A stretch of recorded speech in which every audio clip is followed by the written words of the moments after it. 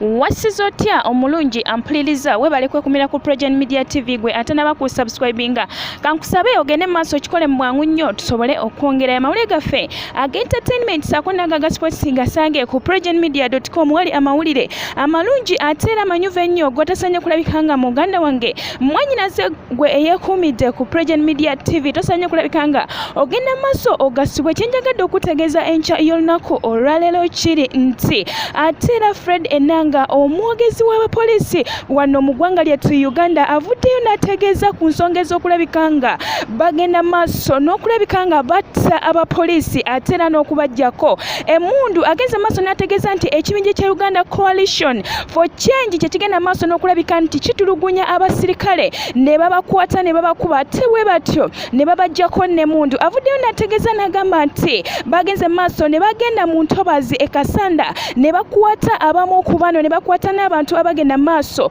n'okulabika nti batta abasirikale babiri ate era ne babajjako n'emundu yageze maaso n'ategeeza nti emundu zino bazirabye ate era abantu bano bayogeddeko nabo abamu babagambye nti ababatuma baviira mu Wakiso District bagenda kulabika nga nate babanoonyerezaako basobole okutegeera lwaki bagenda maaso n'okutta abasirikale saako n'okubajjako emundu omukulu ono Fred Enanga avuddeyo n'ategeeza n'agamba nti nno kigambibwa nti bagala kulabika nga nate era bawamba gavumenti kubanga bano abasirikale be balemesa okulabika nga balumba gavumenti ate era ne basobola okulabika nga bajijjako mu bukulembeze n'olw'ensonga ekyo vudde laba ekibinja kino ekya Uganda Coalitions for Change kivuddeyo ne kigenda maaso okulabika nga kigenda maaso n'okutulugunya abasirikale okubasanga babasanze ne babajjako emundu saako n'okubatta avuddeyo n'ategeeza n'agamba nti bagenda kulabika nga nate era ensonga eno bagitwala mu maaso obanga bagikwasa mu bwangu nnyo basobole okulabika nti abantu bano babakwata bakutteko abamu